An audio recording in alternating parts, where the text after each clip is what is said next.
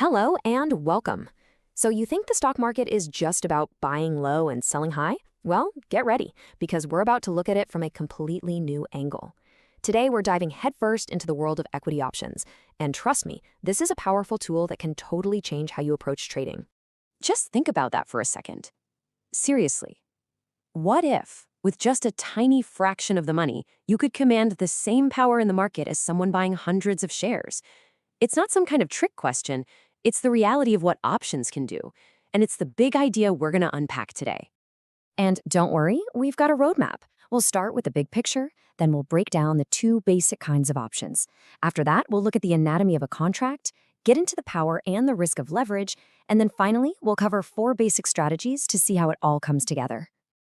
All right, let's jump in. Section 1, Beyond Buying and Selling. To really get what options are all about, you've got to zoom out a bit from just owning stock. We need to step into the world of derivatives. A derivative, well, the name kind of gives it away. It's just a financial contract whose value derives from something else, like a company's stock. So instead of trading the actual stock, you're trading a contract about the stock. And this, right here, opens up a whole new universe of possibilities. And that brings us to the main event. Options. An options contract is just a specific kind of derivative. Now, you need to listen really closely to this next part because it is everything. It gives the buyer the right, but not the obligation. That little phrase is the absolute secret sauce of options. You get the choice, you get the power, but you're not locked in.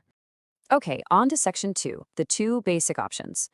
Every single complex option strategy you will ever hear about, no matter how wild it sounds, is built using just 2 very simple building blocks. They're called calls and puts. And it breaks down really simply. If you're bullish, you think a stock's price is going to go up, you're looking at a call option. That gives you the right to buy shares at a set price. On the other hand, if you're bearish, you think the price is headed down, you'd look at a put option. That gives you the right to sell shares. It's really that straightforward. Calls if you think it's going up, puts if you think it's going down. All right, Section 3, the anatomy of an option. So every single contract, doesn't matter if it's a call or a put, is defined by a few key ingredients. Once you get these, you can look at any options chain and know exactly what you're seeing. First up, we have the strike price. This is the price that's locked in from the start. It's the price that you have the right to buy or sell the shares at, no matter what the stock is actually doing in the market later on. Think of it as your own personal agreed-upon price. Next up is the expiry date. See, this right you bought, it doesn't last forever. The contract has a shelf life, a countdown clock. After the date, it's just a worthless piece of paper. So this is huge. Options aren't just a bet on if a price will change, but on that change happening within a very specific window of time. And finally, we've got the premium. You knew it was coming, right? Nothing this good is free. The premium is what you pay to buy the options contract. It's the price for that powerful right we've been talking about. And here's the good news for a buyer. The premium is the absolute most you can ever lose on the trade. It's your ticket to the game. And here is the magic multiplier. One single options contract doesn't equal 1 share. Nope. One contract gives you control over 100 shares. Keep that number, 100, in your head. It's about to become very important. Which brings us perfectly to Section 4, Amplifying Gains and Losses. We've now arrived at the most exciting and, the most dangerous part of options trading, the awesome power of leverage. This is where options get their reputation for creating absolutely massive returns. So let's play a little game. Let's say you have $100 to invest. In the normal stock market, what can you do with that? Buy a few shares of a cheap stock, maybe? Okay, now let's see what that same $100 can do in the world of options. This right here tells the whole story. With your $100, sure, you could buy 100 shares of a dollar stock. Your total market exposure is $100. But what if an option on that same stock costs just 5 cents per share? That means one contract costs $5. With your $100, you could buy 20 of those contracts. And since each one controls 100 shares, well, you do the math. You are now controlling 2,000 shares. You've just leveraged your $100 to control $2,000 worth of stock. It's insane. But, and this is the most important but you'll hear today, this is a double-edged sword. That amplification works both ways. If the stock moves in your direction, your percentage gains can be absolutely off the charts. But if it moves against you, or just sits there and does nothing, your entire premium can be wiped out, gone, just like that. You have to respect leverage. So that brings us to our final section, where we put it all together with your first 4 strategies. How do traders actually use all this stuff? Well, let's look at the 4 most basic ways you can use the calls and puts we just learned about. First, we've got the long call. This is just a fancy way of saying you're buying a call option. It's the classic bullish bet. You pay your premium, and you're hoping the stock price shoots up past your strike price before time runs out. If the stock goes to the moon, your profit potential is, theoretically, unlimited. And if you're wrong, the most you can lose is the premium you paid. Now, on the flip side, you can sell a call. This is a short call. Here, you're the one taking the other side of that bet. You get paid a premium, and you're hoping the stock price stays flat or goes down. Your maximum profit is that premium you collected. But you have to be extremely careful here. If that stock takes off and soars, your potential loss is unlimited.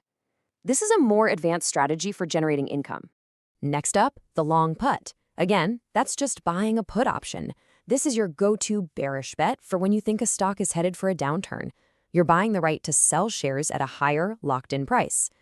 So if the stock price collapses, your option becomes more and more valuable. The profit potential is huge, and just like with the long call, your risk is capped at what you paid for the premium.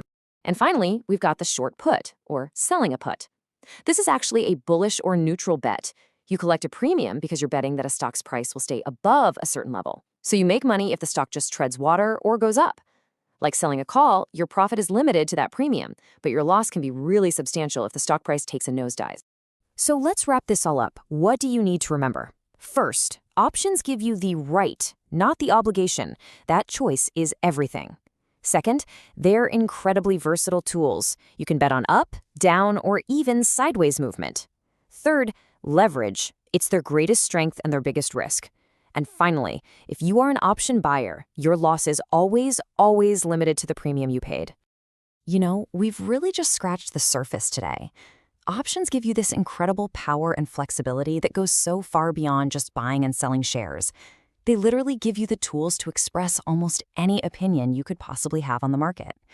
So the real question is, what are you going to do with it? Hello and welcome.